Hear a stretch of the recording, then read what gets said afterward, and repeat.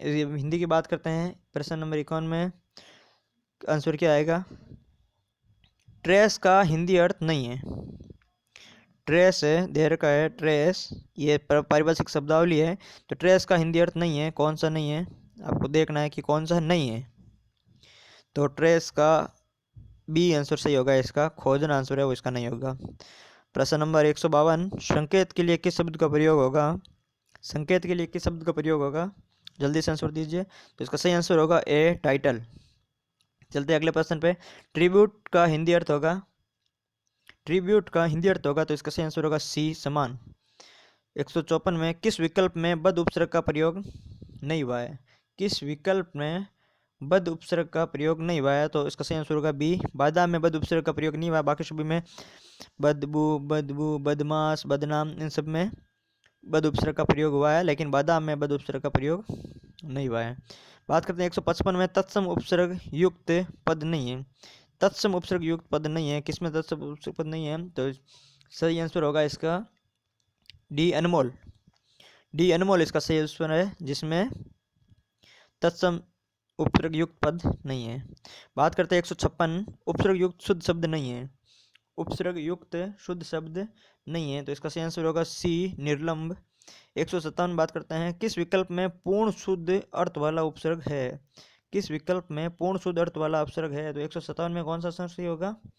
ए, सम, जो है जिसमें पूर्ण शुद्ध अर्थ वाला उपसर्ग होगा। 158 में बात करते हैं, किस विकल्प में कृत प्रत्यय, किस विकल्प में कृत प्रत्यय नहीं है? कृत प्रत्यय के बारे में बात की गई है 158वें प्रश्न में। तो इसका सही आंसर सी, मालिन है, जो कृत प्रत्यय नहीं है। किस विकल्प में भाववाचक तद्धित प्रत्यय नहीं है? किस विकल्प में भाववाचक तद्धित प्रत्यय नहीं है? तो 159 का सही आंसर होगा बी, फिसलन। 160 में बात करते हैं, किस विकल्प में ए प्रत्यय है? किस विकल्प में ए प्रत्यय है? तो 160 में सही आंसर होगा ए, बात। बात में ए प्रत्यय है। और 161 में किस विकल्प में अहंकार का पर्याय नहीं है? अहंकार का पर्याय किस विकल्प में नहीं है? तो 161 का सही आंसर होगा डी, अहंकारी है, जिसमें अहंकार का प्रयोग नहीं है। गर्व, घमंड, दंभ, ये सभी अहंकार के पर्यायवाची है, अहंकारी नहीं है। शतदल, इंदिवर, पुंडरीक, ये किसके पर्यायवाचक है? 162 में शतदल, इंदिवर और पुंडरीक, ये तीनों किसके पर्यायवाचक शब्द है? तो ये सभी कमल के पर्यायवाचक शब्द है। इसका सही आंसर होगा सी, कमल। 163 में बात करते हैं, किस विकल्प में उद्यान का पर्याय नहीं है? ऐसा कौन सा विकल्प है चारों में से जिसका उद्यान का पर्याय नहीं है? तो इसका सही आंसर होगा बी, फूलवाड़ी है, जिसमें उद्याय का पर्याय नहीं है। बाकी बगीचा, गुलशन और वाटिका है, ये तीनों उद्याय का पर्याय है। बात करते हैं, किस विकल्प में पशु का पर्याय है? कुरंग, मृग, सारंग और चमरी, तीनों में से पशु का पर्यायवाची कौन सा शब्द है? तो इसका सही आंसर होगा सी, मृग है, जो पशु का पर्याय है। 165 में बात करते हैं, असंगत विलोमार्थी युग्म है।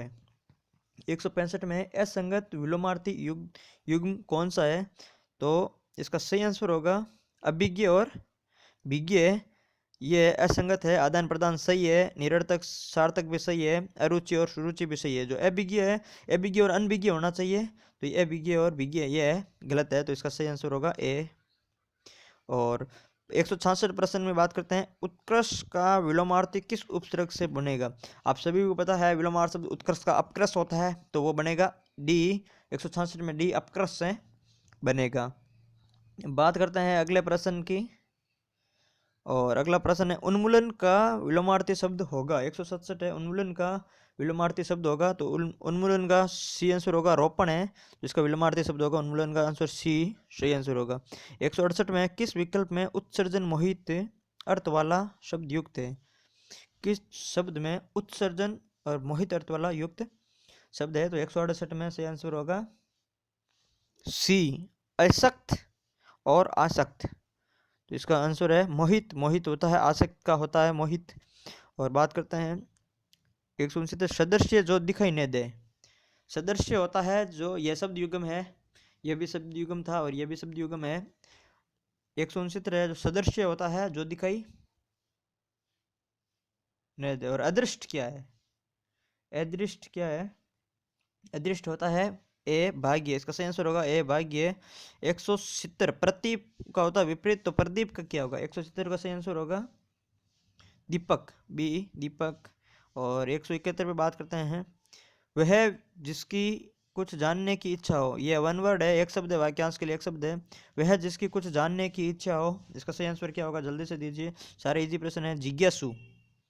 किसी कार्य के लिए दी जाने वाली सहायता क्या कहलाती है, किसी कार्य के लिए दी जाने वाली सहायता क्या कहलाती है, तो सी अनुदान। दुर्भेद्य शब्द का प्रयोग किस वाक्यांश के लिए किया गया है, दुर्भेद्य शब्द का प्रयोग किस वाक्यांश के लिए किया गया, तो 173 का सही आंसर होगा दुर्भेद्य। दुर्भेद्य किसके लिए किया गया है, तो इसका सही आंसर है बी, जिसे भेदा नहीं जा सके। दुर्भेद्य का सही आंसर होगा बी, जिसे भेदा नहीं जा सके। प्रश्न नंबर 174 है, इसके बारे में बात करते हैं।